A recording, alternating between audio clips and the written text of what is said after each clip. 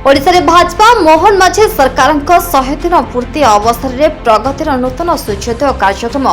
गजपति जिला पारलाखेमुंडी स्टेडियम अनुष्ठित हो जाइछि।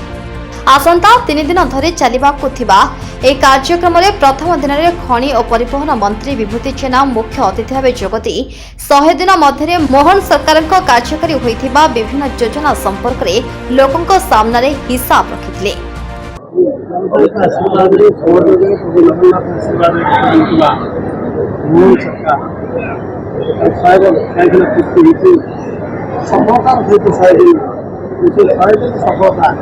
संपूर्ण राज्य सम्मान को दायित्व पहुँच योजना कहले जानवे शुणे लोक पाखे पहुँचे विश्वास सरकार जो भाव सरकार गठन होगार शपथ नेबार घंटा मध्य निष्पत्ति हो पारा चारिद्वार चली पारा एवं चाषी मान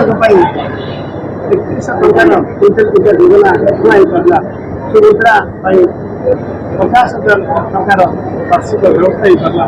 एवं जगन्नाथ मंदिर 500 आरंभ कर सब क्षेत्र में सरकार सरकार युव नारी एवं अन्नदाता एवं गरीब चारि वर्ष विकास में सर्वव्यापी सर्वस्पर्शी बजेट 2 लाख समग्र राज्यर समस्त पहुँचला भाई योजना चाषी पाखे जल स्कूल आरंभ कर योजना एवं पिला रखा माधव योजना हाथ योजना ये संपूर्ण कथा है मो बैंक नियुक्त कथा कहूँ आम 2 लाख सरकार वार्षिक 60,000 आरंभ कर सारे वर्ष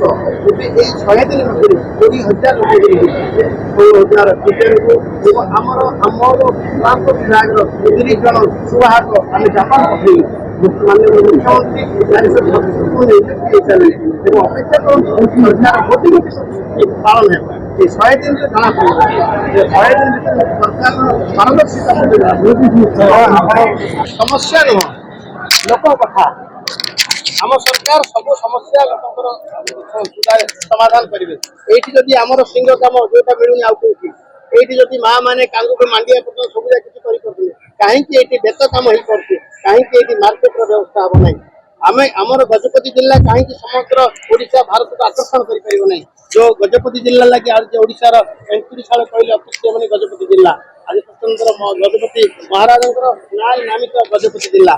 महाराजा समस्त आम ना को स्मरण करने आवश्यक अच्छी लगी आज ओडिशा तेणु गजपति जिलार सर्वांगीन उन्नति ये ओडिशार जो विकास हम से ये प्रमुख बगिबागे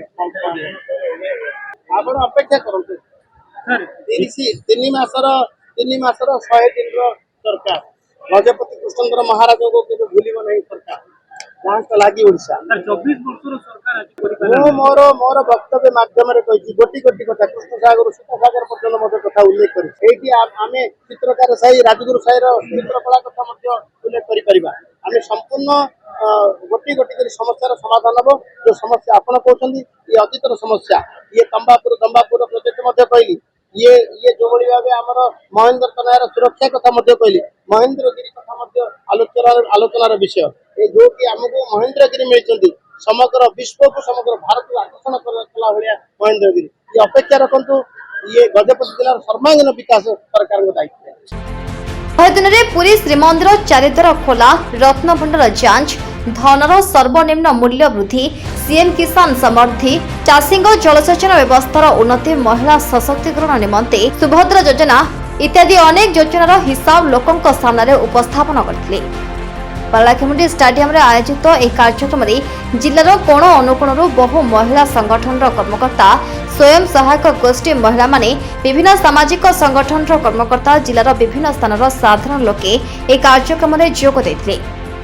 एक कार्यक्रम में मंत्री विभूति जेना जोगदे गजपति जिलार पर्यटन कृषि हस्तशिल्प विकास रे अनेक पदक्षेप निया जाउथिबा प्रतिश्रुति लोकों को दैछन्ति। यह अवसर में सामाजिक सुरक्षा विभाग तरफ विकलांग दंपति मानकु सरकार द्वारा 2,50,000 टंका सहायक राशि प्रदान कराइछि। सुभद्रा डमी चेक विभिन्न हिताधिकारी को प्रदान करिसेंति मंत्री विभूति जेना। ब्यूरो रिपोर्ट विप्लव परिक्रमा। Please like, share and subscribe to our channel Biploi Parikrama.